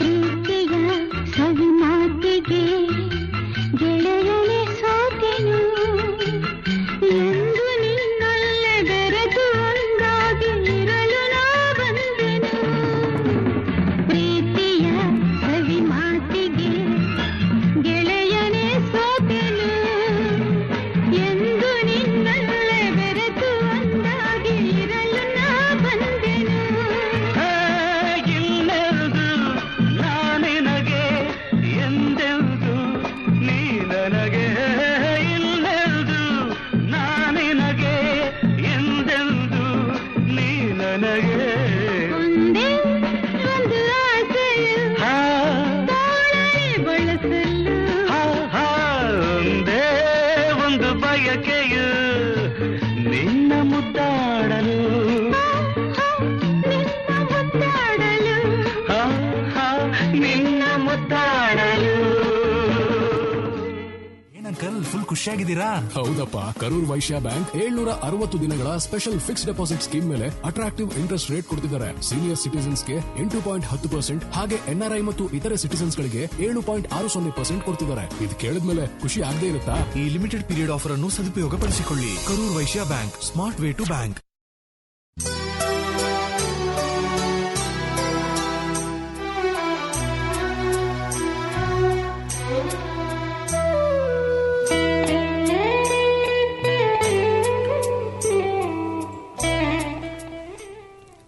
ವೆಲ್ಕಮ್ ಬ್ಯಾಕ್ ಸ್ನೇಹಿತರೆ. ಸಿನಿದನಿಯಲ್ಲಿ ನಾವು ಸಾಕ್ತಾ ಇದೀವಿ. ತೇಜು ಬೆಳ್ವಾಡಿ ಅವರ ಧ್ವನಿಯನ್ನು ಕೂಡ ನಾವು ಕೇಳ್ತಾ ಇದೀವಿ. ಮೇಡಮ್, ನಿಮ್ಮ ಜೀವನದ ಅವಿಭಾಜ್ಯ ಅಂಗ ಅಂತಂದ್ರೆ ಯೋಗ. ಸೊ ಇದನ್ನ ನಾವು ಹೇಳಲೇಬೇಕು. ತೇಜಾಸ್ ಆರ್ಟ್ ಆಫ್ ಯೋಗ ಅಂತಾನೂ ಕೂಡ ಒಂದು ಸ್ಪೆಷಲ್ ಪೇಜ್ ಅನ್ನ ಓಪನ್ ಮಾಡಿದ್ದೀರಿ. ಸೊ ಇದ್ರ ಬಗ್ಗೆ ಹೇಳಿ ಮೇಡಮ್. ಯೋಗದ ಪ್ಯಾಷನ್ ಯಾವಾಗಿಂದ ಶುರು ಆಯ್ತು, ಏನ್ ಕಥೆ? ಈಗ ನಾನು ಅವಾಗ್ಲೇ ಹೇಳಿದ್ನಲ್ಲ, ನಾನು ಚಿಕ್ಕ ವಯಸ್ಸಿನೂ ತುಂಬಾ ದಪ್ಪ ಇದ್ದೆ. ನಮ್ಗೆ ಸ್ಕೂಲಲ್ಲಿ ಸ್ಪೋರ್ಟ್ಸ್ ಅಲ್ಲೆಲ್ಲ ಒಲವಿತ್ತು. ಬಟ್ ಯಾವ್ದ್ರಲ್ಲೂ ನಾನು ಎಲ್ಲಾ ಟೀಮಲ್ಲೂ ಇದ್ದೆ, ಆದ್ರೆ ಯಾವ ಟೀಮಲ್ಲೂ ನಾನು ತುಂಬಾ ಚೆನ್ನಾಗಿ ಆಡ್ತೀನಿ ಅಂತ ಯಾವ್ದ್ರ ಬಗ್ಗೆ ಅನ್ಸಿರ್ಲಿಲ್ಲ. 2008 ಅಲ್ಲಿ ರಾಷ್ಟ್ರೋತ್ಥಾನ ಅಂತ ನಮ್ಮ ಮನೆ ಹತ್ರನೇ ಇತ್ತು. ನಮ್ಮಮ್ಮ ಚಿಕ್ಕ ವಯಸ್ಸಿಂದ ಯೋಗ ಮಾಡೋರು. ಅದನ್ನ ನೋಡ್ಕೊಂಡೆ ನಾವೆಲ್ಲ ಬೆಳೆದಿರೋದು. ನಮ್ಮಮ್ಮ ಫೋರ್ಸ್ ಮಾಡ್ಬಿಟ್ಟು ರಾಷ್ಟ್ರೋತ್ಥಾನ ಹಾಕಿದ್ರು. ಕೋಪ ಅಂದ್ರೆ ಕೋಪ. ಚಿಕ್ಕ ವಯಸ್ಸಲ್ಲಿ ಸ್ವಲ್ಪ ಕಾಮ್ ಡೌನ್ ಆಗೋತ್ತ ಯೋಗಕ್ಕೆ ಬೆಳಗ್ಗೆ 5 ಗಂಟೆ ಬ್ಯಾಚ್ಗೆ ತಳ್ಳೋರು. ನನ್ಗೆ ಎಷ್ಟು ಸ್ಲೋ ಇದು, ನಂಗೆ ಇಷ್ಟ ಆಗ್ತಾ ಇಲ್ಲ ಇದು, ಎಲ್ಲಿ ಕಳ್ಸಿದ್ದೀರಾ, ಯಾಕೆ ಹಿಂಗ್ ಮಾಡ್ತೀರಾ, ನಾನು ಸ್ವಿಮ್ಮಿಂಗ್ ಆದ್ರೂ ಹೋಗ್ತೀನಿ. ಸೊ ಬರೀ ಅದ್ರ ಬಗ್ಗೆ ಗೋಳು ಹೇಳ್ಕೊಂಡೇ ಹೋಗಿದ್ದೀನಿ. ಮತ್ತೆ 3 ವರ್ಷ ಆಯ್ತು. PUC ಬರ್ತಿದ್ದಂಗೆ ಬಿಟ್ಬಿಟ್ಟೆ. ನಂಗೆ ಆಗಲ್ಲಪ್ಪ ಇದು, ನಂಗೆ ಸ್ವಲ್ಪನೂ ಇಷ್ಟ ಆಗ್ಲಿಲ್ಲ. ಬೈಕೊಂಡೆ 3 ವರ್ಷ ಹೋದೆ. ಆಮೇಲೆ PUC ಮುಗಿದ್ಮೇಲೆ ನೀನಾಸಂಗೆ ಹೋದ್ರೆ ಅಲ್ಲಿ ಕಳರಿ ಇರತ್ತೆ, ಕೋಲಾಟ ಇರತ್ತೆ, ಯಕ್ಷಗಾನ ಇರತ್ತೆ. ಎಲ್ಲರೂ ಎಗರ್ತಾ ಇದಾರೆ, ಜಂಪ್ ಮಾಡ್ತಾ ಇದಾರೆ, ಸಕ್ಕದಾಗಿ ಮಾಡ್ತಾ ಇದಾರೆ. ನನ್ಗೇನೂ ಬರಲ್ವಲ್ಲ ಅಂತ ಬೇಜಾರಲ್ಲೇ ಇದ್ದೆ. ಯೋಗ ಸ್ಟಾರ್ಟ್ ಆಯ್ತು 7th ಮಂತ್ ಅಲ್ಲೇನೋ ಯೋಗ ಸ್ಟಾರ್ಟ್ ಆಯ್ತು. ಎವ್ರಿ ಮಂತ್ ಬೇರೆ ಆಕ್ಟಿವಿಟಿ ಇರುತ್ತೆ, ಫಿಸಿಕಲ್ ಆಕ್ಟಿವಿಟಿ, ಟ್ರೈನಿಂಗ್ ಇರುತ್ತೆ. ಯೋಗ ಮಾಡುವಾಗ ನನ್ನ ಡೆಮೋ ಪೀಸ್ ತರ ಯೂಸ್ ಮಾಡೋರು. ಎಲ್ಲರೂ ತೇಜು ನೋಡ್ಕೊಂಡ್ ಮಾಡಿ ನಮ್ಗೆ ಹೇ ಸ್ಟಾರ್ ಅವಾಗ ಸ್ಟಾರ್. ಸೊ ಅಲ್ಲೆಲ್ಲ ಅವಾಗ ಸಕ್ಕತ್ ಒಂಥರ ಹೆಲ್ದಿ ಪೈಪೋಟಿ ಇರುತ್ತಲ್ವಾ ಗ್ಯಾಂಗ್ ಅಲ್ಲಿ. 7 ಮಂತ್ಸ್ ಒಟ್ಟಿಗೆ ಇರ್ತೀವಿ, ಬೇರೆ ಬೆಳಗ್ಗೆಯಿಂದ ರಾತ್ರಿವರೆಗೂ. ಓಹೋ, ಸೊ ಒಂಥರ ಆ ಕಾಂಪಿಟೇಷನ್ ಅಲ್ಲೇನೆ ನನ್ಗೆ ಅವಾಗ ಒಂಥರ ಫಿಸಿಕಲ್ ಒಲವು ಬಂದಿದ್ದು ಯೋಗ ಬಗ್ಗೆ, ಅಂದ್ರೆ ಆಸನ ಕಡೆ. ಯಾವ್ದ್ರಲ್ಲೂ ನಮ್ಗೆ ಟ್ಯಾಲೆಂಟ್ ಇದೆ ಅಂದ್ರೆ ಈಸಿಯಾಗಿ ಅದು ಇಷ್ಟ ಆಗಕ್ ಸ್ಟಾರ್ಟ್ ಆಗುತ್ತೆ ಅಲ್ವಾ. ಇದ್ ಆದ್ಮೇಲೆ ನೀನಾಸ ಮುಗಿಸ್ಕೊಂಡ್ ಬಂದ್ಮೇಲೆ ಡಿಗ್ರಿನಲ್ಲಿ ನಾನು ಮತ್ತೆ ರಾಷ್ಟ್ರೋತ್ಥಾನ ನನ್ ಇಷ್ಟದ ಮೇಲೆನೆ ಸೇರ್ಕೊಂಡೆ. ಅವಾಗ ನನ್ಗೆ ಪ್ರಹ್ಲಾದ್ ಕುಲಕರ್ಣಿ ಅಂತ ನನ್ ಗುರುಗಳು, ಅಂದ್ರೆ ನನ್ನ ಲೈಫಲ್ಲಿ ಆಗಿದ್ ಬೆಸ್ಟ್ ಒಂಥರ ಮೀಟಿಂಗ್ ಅಂತ ಹೇಳ್ಬೋದು. ಕುಲಕರ್ಣಿ ಸರ್ ಸಿಕ್ಕಿದ್ರು. ಸೊ ಅವ್ರ ಜೊತೆಗೇನೆ ನಾನು 5 ವರ್ಷ ಕಂಟಿನ್ಯೂ ಮಾಡಿದೆ ಯೋಗ. 3 ವರ್ಷ ಮಾಡಿದೆ. ಅದಾದ್ಮೇಲೆ ಮದ್ವೆ ಆಯ್ತು. ಮದ್ವೆ ಆಕ್ಚುಲಿ ನನ್ಗೆ ನಂದು ಒಂದು ಲವ್ ಮ್ಯಾರೇಜ್. ಅವ್ನ ಇಷ್ಟ ಅಂತ ಗೊತ್ತಾಗ್ತಿದ್ದಂಗೆನೆ ನನ್ಗೆ ಅಳು ಸ್ಟಾರ್ಟ್ ಆಗಿದ್ದು. ನಾನ್ ಜಯನಗರ್ ಬಿಟ್ಟು ಕುಲಕರ್ಣಿ ಸರ್ ಕ್ಲಾಸ್ ಬಿಟ್ಟು ಹೆಬ್ಬಾಳಗ್ ಹೋಗಲ್ಲ. ಜಯನಗರದಿಂದ ಹೆಬ್ಬಾಳ ಎಷ್ಟು ದೂರ ಅಂತ ಅಂದ್ರೆ ಕುಲಕರ್ಣಿ ಸರ್ ಕ್ಲಾಸ್ ಬೆಳಗಿನ ಕ್ಲಾಸ್ ಮಿಸ್ ಆಗತ್ತಲ್ಲ ನನ್ಗೆ ಅಂತ. ಸೊ ನನ್ ಅಷ್ಟೊಂದು ಇಷ್ಟ ಯೋಗ ಅಂತ ಗೊತ್ತಾಗಿದ್ದು ಅವಾಗ್ಲೇ. Otherwise it was just 1 hour morning routine. So ಅವ್ರ ಜೊತೆನೆ ನಾನು ಟೀಚರ್ಸ್ ಟ್ರೈನಿಂಗ್ ತಗೊಂಡೆ. ಎಂಗೇಜ್ಮೆಂಟ್ಗೂ ಮತ್ತೆ ಮದ್ವೆ ಗ್ಯಾಪ್ ಇತ್ತಲ್ಲ, ಆ ಟೈಮಲ್ಲಿ ಟೀಚರ್ಸ್ ಟ್ರೈನಿಂಗ್ ತಗೊಂಡೆ. ಅದಾದ್ಮೇಲೆ ಹೋಗಿ ಸರ್ಟಿಫಿಕೇಶನ್ ಕೋರ್ಸ್ ಮಾಡ್ಕೊಂಡೆ. ಸೊ ಒಂಥರ 10 years of yoga translated into this course, ಮತ್ತೆ me becoming a yoga teacher. ಯೋಗದ ಯೋಗ ಇಷ್ಟು ಕೂಡ ಬಂದಿದೆ ಅಂತ ಆಯ್ತು. ಸೊ ನಿಮ್ಮ ಆಕ್ಟಿಂಗ್ ಕೆರಿಯರ್ಗೆ ಇದು ತುಂಬಾ ಹೆಲ್ಪ್ ಆಗುತ್ತಲ್ಲ? ಗ್ಯಾರಂಟಿ. ಅಂದ್ರೆ ಅಲ್ಲಿವರೆಗೂ ನಾನು ವೇಟ್ ಲಾಸ್ ಅನ್ನೋದ್ರ ಬಗ್ಗೆ ಒಂಥರ ಪಿಂಗ್ ಪಾಂಗ್ ಬಾಲ್ ತರ ಅಲ್ಲಿ ಇಲ್ಲಿ ಹೋಗ್ತಿದ್ದೆ. ಬೇಗ ಗಂಟು ಮೂಟೆಗೂ 10 kg ಕಳ್ಕೊಂಡೆ. ಅಷ್ಟೇ ಬೇಗ ವಾಪಸ್ ಬಂತು. ಒಂಥರ ಹೆಲ್ದಿಯಾಗಿ ಇರ್ಲಿಲ್ಲ ನನ್ನ ಚಾಯ್ಸಸ್ ಆಗ್ಬೋದು. ಒಂಥರ ಯೋಗ ರಿಯಲಿ ಎಲ್ಲದನ್ನು ಸ್ಟೆಬಿಲೈಸ್ ಮಾಡ್ತು ಅಂತ, ಬ್ಯಾಲೆನ್ಸ್ ಮಾಡ್ತು. ಸೊ ಯೋಗ ಪ್ರತಿಯೊಬ್ಬರಿಗೂ ಕೂಡ ಯೋಗ ತರುತ್ತೆ ಅನ್ನೋದಕ್ಕೆ ಇದೆ ಉದಾಹರಣೆ. Yes madam. ಸೊ ಇನ್ನು ಯೋಗ ಬಿಟ್ರೆ ಮತ್ತೆ ಆಕ್ಟಿಂಗ್ ಅನ್ನೋದು ಬಿಟ್ರೆ ಇನ್ನು ತೇಜು ಬೆಳವಾಡಿ ಅವ್ರಿಗೆ ಏನೇನೆಲ್ಲ ಹವ್ಯಾಸಗಳು? ನನಗ್ ಸ್ವಿಮ್ಮಿಂಗ್ ತುಂಬಾ ಇಷ್ಟ. ಮತ್ತೆ ಡ್ಯಾನ್ಸ್ ಮಾಡ್ತೀನಿ. ನನ್ನ ಮಂಡಿ ಇಂಜೋರ್ ಮಾಡ್ಕೊಂಡೆ. ಅದಕ್ಕಿಂತ ಮುಂಚೆ ಓಡಕ್ಕೆ ಟ್ರೈ ಮಾಡ್ತಾ ಇದ್ದೆ. ಅದ್ ಬಿಟ್ರೆ ಪೇಂಟಿಂಗ್ ತುಂಬಾ ಕೆಟ್ಟದಾಗಿ ಮಾಡ್ತೀನಿ, ಬಟ್ ಮಾಡ್ತೀನಿ, ಖುಷಿಯಾಗಿ ಮಾಡ್ತೀನಿ. ಆತರ ಹಾಬೀಸ್ ಅಂತ ನಾನು ಡೆಲಿಕೇಟ್ ಹಾಬೀಸ್ ಅಂತ ನಾನು ಯಾವತ್ತೂ ಕಲೀಲಿಲ್ಲ. ಒಂಥರ ಟಾಂಬಾಯ್ ತರಾನೇ ಇದ್ದಿದ್ದು ಚಿಕ್ಕ ವಯಸ್ಸಿಂದ. ರಸ್ತೆಯಲ್ಲಿ ಆಟ ಆಡ್ಕೊಂಡು ಬ್ಯಾಡ್ಮಿಂಟನ್ ಆಡ್ಕೊಂಡು. ಅಪ್ಪ ಅಮ್ಮನೂ ಯಾವತ್ತೂ ನಮ್ಗೆ ರಿಸ್ಟ್ರಿಕ್ಷನ್ಸ್ ಅನ್ನೋದು ಹಾಕ್ತಿರ್ಲಿಲ್ಲ. ಸೊ ಆಚೆನೆ ಇದ್ದು ಒಂಥರ ಫುಲ್ ಬಿಂದಾಸ್ ಲೈಫ್ ಆಗಿ ಇದ್ದದ್ದು. ಹೌದು. ಸೊ ಎಲ್ಲಾ ಹವ್ಯಾಸನೂ ಸ್ವಲ್ಪ ಸ್ವಲ್ಪ ಮಟ್ಟಿಗೆ ಇದ್ದೇ ಇದೆ, ಇನ್ಕ್ಲಿನೇಷನ್ ಇದೆ, ಬಟ್ ಜಾಸ್ತಿ ಸ್ಪೋರ್ಟ್ಸ್ ಕಡೆಗೇನೆ. ಅಂದ್ರೆ ಸೂಪರ್ ಮೇಡಮ್. ಸೊ ಒಂದ್ ಹಾಡಿನ ನಂತರ ಮತ್ತೆ ವಾಪಸ್ ಹೋಗೋಣ. ನಿಮ್ಮದೇ ಚಿತ್ರ ಲಾಫಿಂಗ್ ಬುದ್ಧ ಚಿತ್ರದ ಗೀತೆ ಮೂಡಿ ಬರ್ತಾ ಇದೆ ಕಪಿಲನ್ ಅವರ ಧ್ವನಿಯಲ್ಲಿ.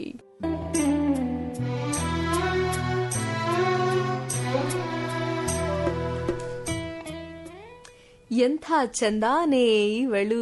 ಆಹಾ, ನಿಜವಾಗ್ಲೂ ಹಾಡ್ ಕೇಳ್ತಾ ನಿಮ್ನ ನೋಡ್ತಾನೆ ಇರ್ಬೇಕಂತ ಅನ್ಸುತ್ತೆ. ಬಹಳ ಪೂರಕವಾಗಿದೆ ನಿಮ್ಗೆ ಆ ಹಾಡು. ನಿಜವಾಗ್ಲೂ ಸತ್ಯವಾದಂತ ಮಾತು ಇದು. ಸೊ ಬಹಳಷ್ಟು ಮಾತಾಡಿದ್ವಿ, ನಿಮ್ಮ ಕೆರಿಯರ್ ಬಗ್ಗೆ ಮಾತಾಡಿದ್ವಿ, ನಿಮ್ಮ ಅರ್ಲಿ ಡೇಸ್ ಬಗ್ಗೆನೂ ಕೂಡ ಮಾತಾಡಿದ್ವಿ. ಇನ್ನು ನಿಮ್ಮ ಕುಟುಂಬದ ಬಗ್ಗೆ ಏನ್ ಹೇಳಲಿಕ್ಕೆ ಇಷ್ಟಪಡ್ತೀರಾ? ಪ್ರತಿಯೊಬ್ಬರಿಗೂ ಕೂಡ ಕುಟುಂಬ ಅನ್ನೋದು ಒಂದ್ ಬೆನ್ನೆಲುಬು. ಎಸ್ಪೆಷಲಿ ಎಲ್ಲಾ ಮಹಿಳೆಯರಿಗೂ ನಾವು ದುಡಿತೀವಿ ಅನ್ನೋದಕ್ಕೆ ಕುಟುಂಬ ಸದೃಢವಾಗಿದ್ದು ಅವ್ರು ನಮ್ಗೆ ಸಪೋರ್ಟಿವ್ ಆಗಿದ್ರೆ ವಿ ಕ್ಯಾನ್ ಡೂ ಎನಿಥಿಂಗ್ ಅನ್ನೋ ಹಾಗೆ. ಸೊ ನಿಮ್ ಕುಟುಂಬದ ಬಗ್ಗೆ ಏನ್ ಹೇಳೋದಕ್ಕೆ ಇಷ್ಟಪಡ್ತೀರಾ? ನನ್ಗೆ ಒಂಥರ ಹೇಳಿದಂಗೆ ನನ್ ಬೆನ್ನೆಲುಬು ನಮ್ಮಮ್ಮ. ಮತ್ತೆ ಹಂಗೆ ಅದೇ ತರ ನನಗೆ ಗಂಡ ಸಿಕ್ಕಿದ್ದಾನೆ. ಅಂದ್ರೆ ನನ್ಗೆ ನಿಜವಾಗ್ಲೂ ನಾನು ಮಾಡೋದಕ್ಕೆ ಇವಾಗ ಧೈರ್ಯ ಬೇಕು ಅಲ್ವಾ. ಮಗು ಇರೋವಾಗ ಬಾ ಮ್ಯಾನೇಜ್ ಮಾಡೋಣ ಅಂತ ಹೇಳೋದಕ್ಕೆ ಒಂದು ವಾಯ್ಸ್ ಬೇಕಲ್ವಾ, ಅದು ಅವನಾಗಿದ್ದಾನೆ. ನನ್ಗೆ ಆಕ್ಚುಲಿ ಕಷ್ಟ ಆಗತ್ತೆ ಮದ್ವೆ ಆದ್ಮೇಲೆ. ಮುಂಚೆ ತರ ಇರಲ್ಲ, ನಮ್ಗೆ ಇಷ್ಟ ಬಂದಂಗೆ ಮಾಡೋದಿಕ್ ಆಗಲ್ಲ. ಎಷ್ಟೊಂದನ್ನ ನಾವು ಮುಂದೆ ಪ್ರೀ ಪ್ಲಾನ್ ಮಾಡ್ಕೋಬೇಕು. ಪ್ರೀ ಪ್ಲಾನ್ ಮಾಡಿದ್ರು ಮಗು ಮೂಡ್ ಬೇರೆ ತರ ಇರತ್ತೆ. ಅದನ್ನೆಲ್ಲ ಅರ್ಥ ಮಾಡ್ಕೊಂಡು ಟೆಂಪರ್ ಕಳ್ಕೊಳ್ದೆ ಪರಸ್ಪರ ಹೊಂದ್ಕೊಂಡು ಹೋಗೋದಿಕ್ಕೆ ಮತ್ತೆ ಈ ತರ ಒಂದು ಪ್ರೊಫೆಷನ್ ಸಪೋರ್ಟ್ ಮಾಡೋದಿಕ್ಕೆ ತುಂಬಾ ಒಂಥರ ವಿಶಾಲ ಹೃದಯ ಆಗಿರ್ಬೇಕು ಅಂತ ಹೇಳ್ತೀನಿ. ಅವ್ನು ನಿಜವಾಗ್ಲು ನಮ್ಮಮ್ಮ ನನ್ ಗಂಡ ಶಶಿ ಮತ್ತೆ ನಮ್ಮಮ್ಮ ಆಗಿಲ್ದೇ ಇದ್ದಿದ್ರೆ ಐ ಡೋಂಟ್ ನೋ, ನಾನು ಮೋಸ್ಟ್ಲಿ ಆಕ್ಟಿಂಗು ಮಾಡಿರ್ತಿರ್ಲಿಲ್ಲ, ಯೋಗಾನೂ ಮಾಡಿರ್ತಿರ್ಲಿಲ್ಲ. ಒಂದೊಳ್ಳೆ ಸ್ಟಾರ್ನ ನಾವು ಕಳ್ಕೊಳ್ತಾ ಇದ್ವಿ. ಅಷ್ಟೇ. ನೀವೇನ್ ಮಾಡ್ತಿರೋ ಗೊತ್ತಿಲ್ಲ, ಒಟ್ನಲ್ಲಿ ನಮ್ಮ ಸಿನಿ ರಂಗಕ್ಕೆ ಒಂದು ಸಹಜ ಸುಂದರವಾದಂತಹ ಒಂದು ಸ್ಟಾರ್ ಅನ್ನ ನಾವು ನಿಜ ಕಳ್ಕೊಳ್ತಾ ಇದ್ವಿ ಅನ್ಸುತ್ತೆ. ಆಕ್ಚುಲಿ ಅವರಿಬ್ರಿಗೆ ಹ್ಯಾಟ್ಸ್ ಆಫ್ ಅಂತ ಹೇಳ್ಬೇಕು ಈ ಕಾರ್ಯಕ್ರಮದ ಮುಖಾಂತರ. ಹಾಗೆ ಸಂದೇಶ ಕಳ್ಸಿಕೊಟ್ಟಿದ್ದಾರೆ ನಮ್ಮ ಸ್ನೇಹಿತರು. ಪುಷ್ಪ ಶಾನ್ಭೋಗ್ ಅವರು ಗದಗ್ನಿಂದ ಸಂದೇಶವನ್ನ ಕಳಿಸಿ ಹೇಳ್ತಾ ಇದ್ದಾರೆ, ಸಂಭಾಷಣೆ ಚೆನ್ನಾಗಿ ನಡೀತಾ ಇದೆ, ಹಾಗೆ ನಿಮ್ಮ ಡೆಡಿಕೇಶನ್, ಹಾರ್ಡ್ ವರ್ಕ್ ಹೀಗೆ ಕಂಟಿನ್ಯೂ ಮಾಡಿ ಅಂತ ಪುಷ್ಟಿ ಕೊಡ್ತಾ ಇದ್ದಾರೆ. ಹಾಗೆ ಆಲ್ ದ ಬೆಸ್ಟ್ ನಿಮ್ಮ ಫ್ಯೂಚರ್ಗೆ ಅಂತ ಹೇಳ್ತಾ ಇದ್ದಾರೆ. ನಿಮ್ಮ ನಗು ಮತ್ತೆ ಕೂದಲು ತುಂಬಾ ಚೆನ್ನಾಗಿದೆ ಅಂತಾನು ಕೂಡ ಹೇಳ್ತಾ ಇದ್ದಾರೆ. ನಾನು ಕೂಡ ಬಂದಿದ ತಕ್ಷಣ ಕೇಳ್ದೆ, ಕೂದಲು ಮೇಂಟೆನೆನ್ಸ್ ಗೆ ಏನ್ ಮಾಡ್ತೀರಾ ಮೇಡಮ್? ನಾನು ಸೀಗೆ ಪುಡಿ ಹಚ್ಕೋತೀನಿ, ಮತ್ತೆ 2 ದಿನಕ್ಕೊಂದ್ಸತಿ ಎಣ್ಣೆ ಹಚ್ಕೊಂಡು ಯಾವುದೇ ಶಾಂಪೂ ಇಲ್ಲದೆ ಸ್ನಾನ ಮಾಡ್ತೀನಿ. ಸೊ ಈ ಟಿಪ್ ನ ಎಲ್ಲರೂ ಕೂಡ ಫಾಲೋ ಮಾಡಿ. ಹಾಗೆ ಶಕುಂತಲಾ ಶಂಕರ್ ಅವರು ಮಂಡ್ಯದಿಂದ ಸಂದೇಶವನ್ನ ಕಳಿಸಿ ಹೇಳ್ತಾ ಇದ್ದಾರೆ, ಸಂದರ್ಶನದಲ್ಲಿ ಮಾತುಕತೆ ಬಹಳ ಅದ್ಭುತವಾಗಿ ಬರ್ತಾ ಇದೆ, ಆಲ್ ದಿ ಬೆಸ್ಟ್ ಅಂತ ವಿಶ್ ಮಾಡ್ತಾ ಇದ್ದಾರೆ. Thank you so much. ಇನ್ನು ನಿಮ್ಮ ಮುಂದಿನ ಯೋಚನೆ ಏನಾಗಿದೆ? ಹೀಗೆ ಅಂದ್ರೆ ನಾನು ಅವಾಗ್ಲೇ ಹೇಳ್ದಂಗೆ ನಮ್ಮಪ್ಪ ಆಕ್ಟರ್ ಆಗೋ ಅಂತ ಇಷ್ಟಪಡಲ್ಲ. ಸೊ ನಾನೇ ಆಸೆ ಪಡೋದಿಲ್ಲ ಅಂತ ಹೇಳ್ತೀನಿ. ಬಟ್ ಈ ತರ ಸಿನಿಮಾಗಳು ಬಂದ್ರೆ ತುಂಬಾ ಖುಷಿಯಾಗೆ ಮಾಡ್ತೀನಿ. ಅದರ್ವೈಸ್ ನಾನು ಯೋಗ ಮೇಲೆ ಕಾನ್ಸಂಟ್ರೇಟ್ ಮಾಡ್ಕೊಂಡು ನಾನು ಮೊನ್ನೆ ನಾಟಕ ಆಯ್ತು, ಪರ್ವ ಅಂತ ಒಂದು ನಾಟಕ ಆಯ್ತು. ಅದ್ರಲ್ಲಿ ನಾನು 18 ಪಾತ್ರ ಮಾಡಿದ್ದೀನಿ, 8 ಅವರ್ ನಾಟಕ. ಸೊ ನಾಟಕ ನನಗೆ ಹೆಚ್ಚಾಗಿ ಸಿಗ್ಲಿ ಅಂತ ಆಸೆ ಪಡ್ತೀನಿ ಅಷ್ಟೇ. ಸೊ ನಾಟಕ ಇಷ್ಟನೋ ಸಿಲ್ವರ್ ಸ್ಕ್ರೀನ್ ಇಷ್ಟನೋ? ಗ್ಯಾರಂಟಿ ನಾಟಕ ಅಂದ್ರೆ ಅದ್ರ ಬಗ್ಗೆ 2 ಮಾತಿಲ್ಲ, ಗ್ಯಾರಂಟಿ ನಾಟಕ. ಎಸ್, 1 ಮಾರ್ಕ್ ಉತ್ತರ. ಸೊ 1 ಮಾರ್ಕ್ ಕೂಡ ಪಡ್ಕೊಂಡು. ಎನಿವೇಸ್, ನಿಮ್ಮ ಎಲ್ಲ ಫ್ಯೂಚರ್ಲಿ ನಿಮ್ಮ ಎಲ್ಲ ಪ್ಲಾನ್ಸ್ಗೂ ಕೂಡ ನಮ್ಮ ಆಕಾಶವಾಣಿ ಪರವಾಗಿ ಆಲ್ ದ ಬೆಸ್ಟ್ ಅಂತ ಹೇಳ್ತೀವಿ, ಶುಭ ಹಾರೈಕೆಗಳನ್ನ ಸಲ್ಲಿಸ್ತೀವಿ madam. Thank you very much. ಇಷ್ಟೊತ್ತು ಬಂದು ನಿಮ್ಮ ಮನದಾಳದ ಮಾತುಗಳನ್ನ ಹಂಚ್ಕೊಂಡ್ರಿ ಸಿನಿದನಿಯಲ್ಲಿ. ತುಂಬಾ ಹೃದಯದ ಧನ್ಯವಾದಗಳು ನಿಮ್ಗೋಸ್ಕರ. ಥ್ಯಾಂಕ್ ಯು ಸ್ನೇಹಿತರೆ. ಇವತ್ತಿನ ಸಿನಿದನಿ ಕಾರ್ಯಕ್ರಮದಲ್ಲಿ ತೇಜು ಬಳವಾಡಿ ಅವರು ನಮ್ಮೊಟ್ಟಿಗಿದ್ರು, ಬಹಳಷ್ಟು ಮಾತುಕತೆಯನ್ನ ಹೇಳಿದ್ರು. ಇನ್ನು ಖುಷಿ ಅಂತ ಅನ್ಸುತ್ತೆ ಮಾತಾಡೋದಕ್ಕೆ. ನಾವು ಆಫರ್ ಮಾತಾಡೋಣ ಇನ್ನು ಮತ್ತಷ್ಟು. ಈ ಗೀತೆ ನಿಮ್ಮೆಲ್ಲರಿಗೋಸ್ಕರ ಮೂಡಿ ಬರುತ್ತಾ ಕಾರ್ಯಕ್ರಮವನ್ನ ಇಲ್ಲಿಗೆ ಮುಗಿಸ್ತಾ ಇದ್ದೀನಿ. ಇಷ್ಟೊತ್ತು ನಿಮ್ ಜೊತೆ ಆಗಿದ್ದು ನಾನು ತೇಜು ಹಾಗೂ ತೇಜು ಬೆಳವಾಡಿ, 2 ತೇಜುಗಳು ಕೂಡ ಇದ್ರು.